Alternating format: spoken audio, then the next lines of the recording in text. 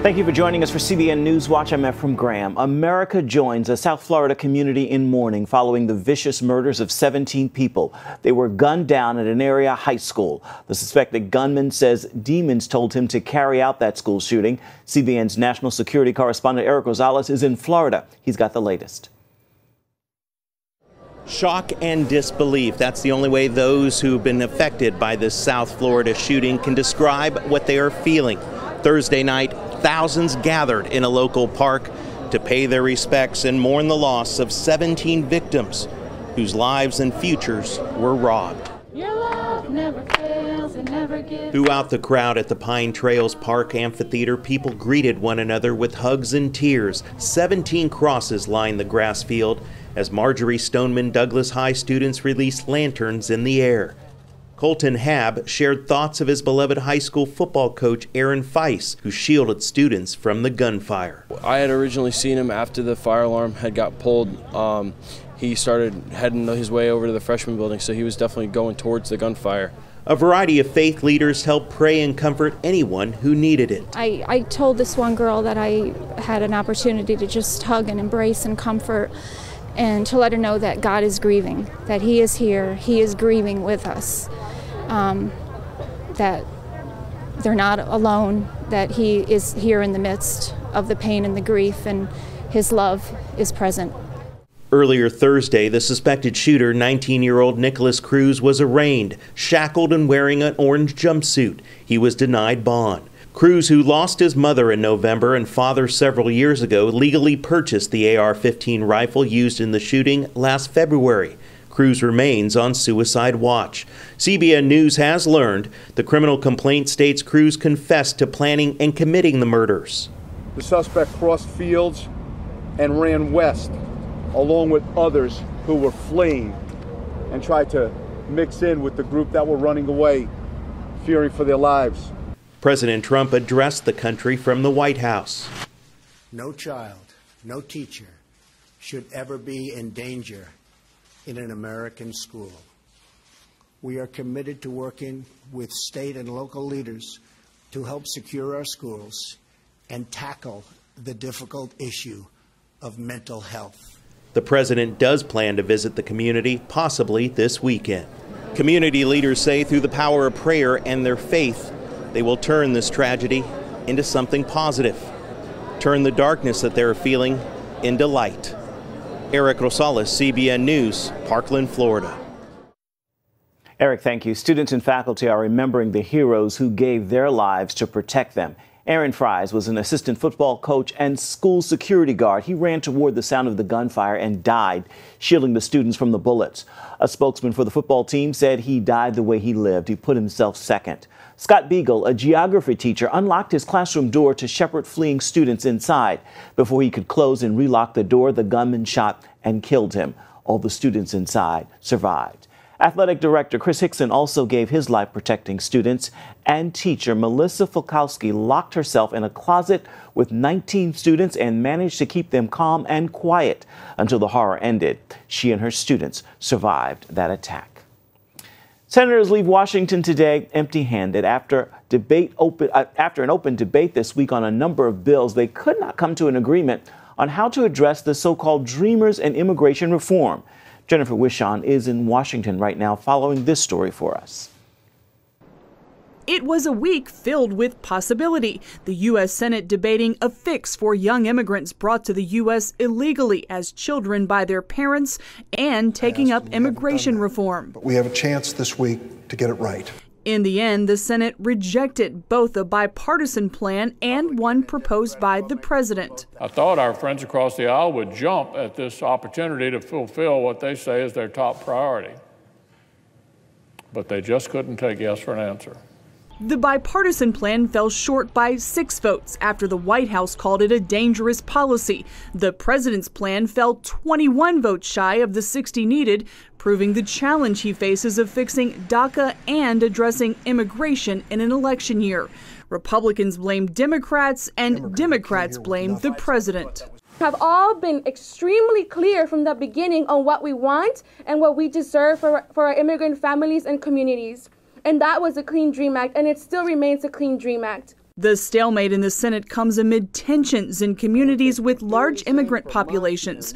Hundreds of students walked out of this Houston high school this week after rumors spread that a student was arrested for a fight and placed in the custody of Immigration and Customs Enforcement. President Trump has given Congress until March 5th to fix DACA or watch him remove measures that protect dreamers from being deported. Senator McConnell hasn't given up, though. He's urging members to put away their talking points and get serious about finding a solution that can get enough votes to pass and become law. Jennifer Wishine, CBN News, Washington. Still ahead here on CBN NewsWatch, Israel at 70. We're going to take a look at how it's becoming a light unto the nations.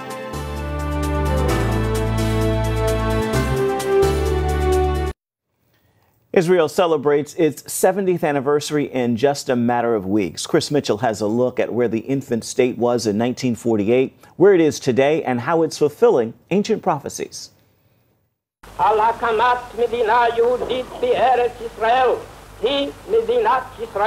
May 14, 1948, Israel took its place among the nations when David Ben-Gurion announced the establishment of the Jewish state. What was the situation in May 1948 when we were 600,000 people here, about half the size of a mid-sized American city, with basically handguns fighting 6 Arab armies that came within 25 miles of Tel Aviv, by the way. It's hard to imagine today. That surrounded Jerusalem, not far from where we're sitting. No economy, no allies, a population that was still languishing in displaced person camp in Europe after the Holocaust. I mean, think about that. 70 years later, Israel not only survived, but thrived. Our economy has one of the highest growth rates in the world. We have one of the most powerful armies in the world leader in technology. Israel is regularly listed one of the 7th or 8th most powerful countries in the world. In a historical perspective, I think that Israel's situation is nothing less short of miraculous. Israel's continuing miracle is not only that it's thrived, but now helps nations in need. Because we're a light unto the nations. That's the great fulfillment of that great prophecy. And in fact, that's what Israel is doing. It's doing it in places like Haiti or in the Philippines or in Mexico. When Israel sent aid to Mexico after their recent devastating earthquake, Mexicans applauded them on the streets. They just love Israel. And you see that elsewhere, in many places around the world. And people say, well, what do you do? I mean, what is it that you get out of it? And the answer is, we're not getting out of it anything. We're fulfilling our deepest values. Israel is a light unto the nations. Israel is not just going to the nations, but now the nations are coming to Israel. The company is called Our Crowd. That's brought 10,000 people from 90 countries around the world here to Jerusalem for a high-tech summit, bringing together innovation and investment. Turns out that Israel is really the second most important source of innovation and innovative companies in the world outside of the United States and Silicon Valley. We're called the startup nation. We're looking here across the walls to Jerusalem in our ancient history. We've always been dreamers here in Israel, whether it's back in the time of Abraham or the prophets. There's always been incredible good news to come from this country. And today the good news is about innovation and technology. And 70 years on, Israel is protecting the birthplace of the good news and more. What is today the entrance of the old city? But that's actually King Herod's palace. We believe very much that this was the place of the trial of Jesus, according to what we learn from the New Testament. Shahar Shiloh serves as a consultant for the Tower of David Museum in Jerusalem. He says Israel, since its founding, has preserved the historical and biblical sites, dug into its ancient past, and opened its door to people of all faiths. He says it's a mission. Tourism is much more than just making money. Tourism is making friends. Tourism is making advocacy. Tourism is making your partnership around the world a lot safer. Our, mutual basis grows stronger with every tourist being in Israel, living back home, and talking about Israel wherever he lives. This is something that we cannot achieve without tourism. Shiloh says a visit to Israel for Christians should be a personal mission. We're always saying, before coming to Israel, you read the Bible, you see it in black and white. Once visited Israel, in every chapter, every story, every time you read about Paul, Peter, or Jesus, or St. Mary, it's all vivid and vibe. and everything becomes in full color, full HD 4K. Something happens in your soul and you're never, well, we say you'll never be the same again. This is my message to our brothers and sisters from the Christian world. Visiting Israel is a part of your soul and your heritage, not mine only, yours as well. And if you wish to understand yourself better and the Bible better, and your friends, and the next time you go to church, you need to be here. It's a mission for life. Whether helping the world through humanitarian outreach, bringing innovation to global investors, or being the responsible stewards of history, these are simply a fulfillment of Israel's mission to the world. Tikkun Olam, the Jewish principle of repairing the world. And as the Hebrew prophet Isaiah wrote nearly 2,700 years ago, to be a light to the nations. Chris Mitchell, CBN News, Jerusalem. Cyber threats are very real, and they affect people in all walks of life. That reality prompted Regent University to hold a cybersecurity summit just this week, and hundreds gathered to learn how to protect themselves and their businesses from hackers. Speakers from Google, Hewlett-Packard, and the FBI provided the lessons. Even though it's such an overwhelming domain, cybersecurity, that there are experts, that there's information available, that there are smart ways to think about cybersecurity and cyber technologies, and in smart ways to act on those technologies and how we use them, how we prepare ourselves to educate the next generation. I think another key part is educating the workforce. Beyond that summit, the school has an Institute for Cybersecurity. It offers associate's, bachelor's, and master's degree programs. This week's summit also included a luncheon with the world-famous hacker Kevin Mitnick. Mitnick was once one of the FBI's most wanted. Today, though, he is a leading security consultant. Still ahead here on CBN NewsWatch, we're sitting down with the cast of Black Panther for a behind-the-scenes look at the much-anticipated Marvel film.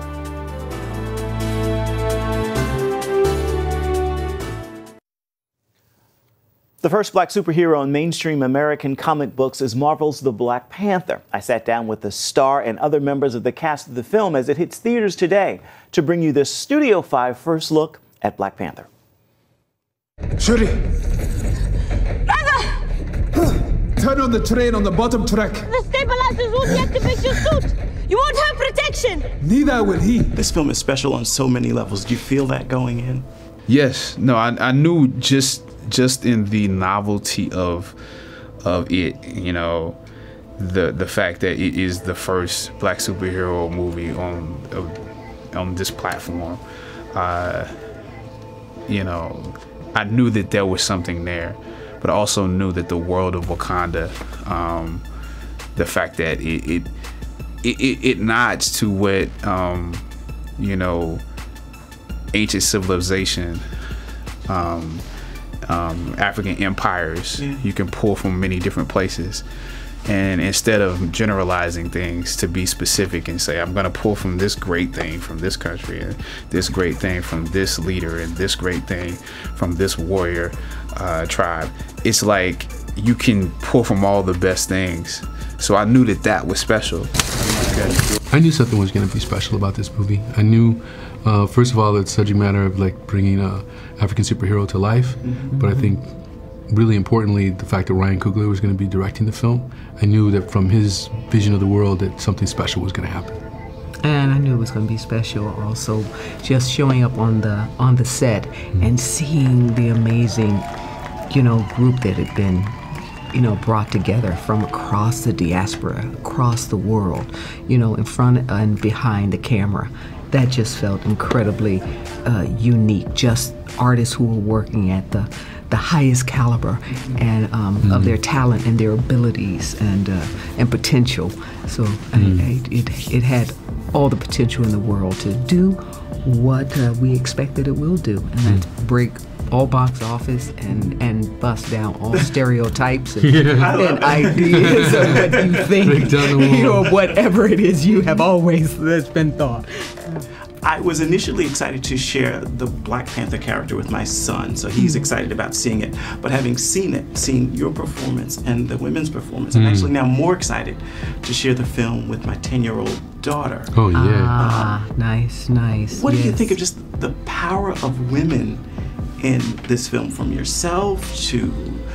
It's astounding, you know, the way that women and the feminine is portrayed in this movie, a movie that's entitled Black Panther. So we expect the brother to show up and show out, but the women who are there to support him, to lead him, to advise him, to counsel him, that he listens to, that he needs their, he needs that input, It's amazing. And my daughter, like yours, is young, between 12 years old, and she was just to see, we can look at our children, we see when they're, a little shy or a little intimidated or something, but that evening to see her rise up and feel something glorious and strong and powerful within her being, it was evident. And it was beautiful, and that's what you want to see. That's what you long to see. That's what you know is available in your children's lives. Are there any women heroes in your life that you modeled Nakia after? That's a really good question. I have an aunt. Her name is Subira, and her spirit reminded me of Nakia. Nakia has a power that she wields, but she wields it in secret most of the time because she's an undercover spy. And I think that's my Auntie Subira. Daniel, last year we were talking about your performance in Get Out. You got your toothbrush? Check. Do you have your deodorant? Check. Do they know I'm black? Should they? You might wanna, Mom and Dad, my black boyfriend will be coming up this weekend. And now we sit talking about you being a part of one of the most anticipated films of a long time. Are you living an acting dream at this point? Allegedly. I feel like, I kind of feel like, man, I'm blessed, man. Like that's just real. Like, to be doing this job is a blessed situation. To be doing this job with the people I'm doing it is a blessed situation. And for it to be being given a big platform, because some films get buried. It's to do with the timing more than me. So I I'm just the vessel for that. I'm just kind of keeping forward.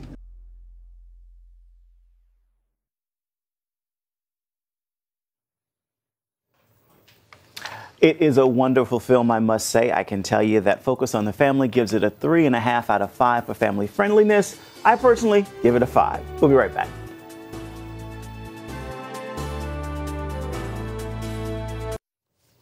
The biblical story of Samson also hits the big screen today. CBN's Ben Kennedy sat down with the star of the film to show us the faith, what he felt playing the character, bringing that character to life. Remember the prophecy. Samson is an action-packed movie based on the biblical story of Samson, a champion chosen by God to deliver Israel. The film stars British actor Taylor James. How did your faith impact the way you played this character? I grew up being a Christian. Used to attend Sunday school and go to church at the weekends. But like most or some teenagers, I fell into sport and other activities, but the morals and the ethics that are instilled in you with religion, they stayed with me. My name is Samson. My name is Samson, and I serve the living God. God called Samson to free his people from the Philistines. Realizing that Samson could lead a Hebrew uprising, the king of the Philistines sent 1,000 soldiers to defeat him. The odds were against Samson. He was outnumbered. The Philistines had a bigger army. How did he defeat so many? Clearly the strength from God. It was fundamental for Bruce, the director, that we saw that spirit leave Samson. We saw the moment where God comes into him, and we see the moment where God leaves him. And God is always with us, don't get me wrong, but it's the power, the strength, the raw emotion that got him through that was purely from God. Following their defeat, the Philistines were determined to uncover Samson's weakness, which they eventually did and took him prisoner. This is the epic part of the movie. Yeah. Samson has been blinded. His hair's cut. He's lost his strength. How did he push the pillars? In one final calling to God, he says, God, give me strength one last time. Let me die with the Philistines. James gave me a bit of an acting lesson at the Museum of the Bible's Samson display. He showed me how he got into character for the epic finale. You want to take a leading hand, and then that gives you stability to stand up on both feet. And then from there, you want to take a nice strong base, and you just want to believe and you want to push. Ah! There you go. Is that okay? Yeah, you just don't have the dust and the debris and I didn't and the people screaming, watch out, watch out, watch out. Then James showed me how it's really done. He says, God give me strength, and his hands shake one last time and he breaks free and he slowly finds his way up and he uses those pillars to guide him, and he comes up and he's weak, he hasn't eaten, he's here.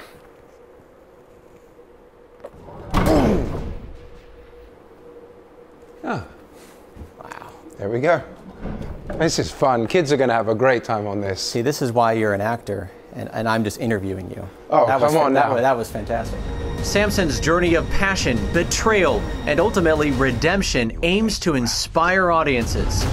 The ultimate message is that no matter how many times we fail, no matter how many times we feel that we're flawed or we've done something wrong, we must always finish strong, because God will love us no matter what. James says Samson is a character that we can all relate to. After years of failing, God was with him at every turn to help him get back on track. For CBN News, I'm Ben Kennedy in Washington.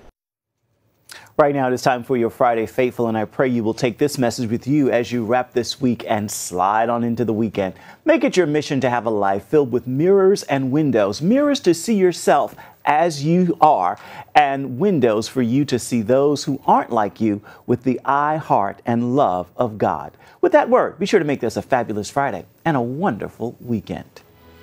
That is going to do it for this edition of CBN NewsWatch. Remember, you can find more of our exclusive coverage of the issues you care most about at cbnnews.com. We would love to hear what you think about the stories you've seen here today. You can do that by emailing newswatch@cbn.com. You can also reach out and touch us on Facebook, Twitter, and Instagram. Hope you'll join us again right here next time. Once again, make it a fabulous Friday, a wonderful weekend. We'll see you back here come Monday.